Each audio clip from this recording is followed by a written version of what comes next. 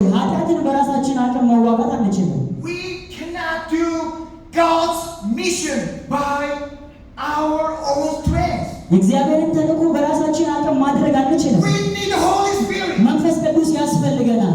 Look at the disciples. They saw the risen Jesus with their own eyes. ተመልከቷቸው ደቀ መዛሙርትን ኢየሱስ ወደ ሰማይ ሲያርግ በዓይኖቻቸው እያዩ ነበር። But Jesus did not say, now go and preach. ነገር ግን ኢየሱስ ውጡና ስበኩ አላላቸውም ነበር። Jesus said, wait. ኢየሱስ ምን አላቸው?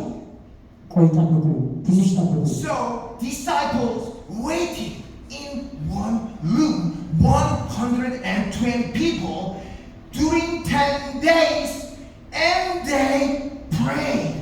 And at that moment, ስለዚህ እነዛ 120 የሚሆኑ ኢየሱስ ጠብቁ ባላቸው ቦታ ላይ ጠብቀው እየጸለዩ ለ10 ቀን ቆዩ ይላል። the Bible said, all of them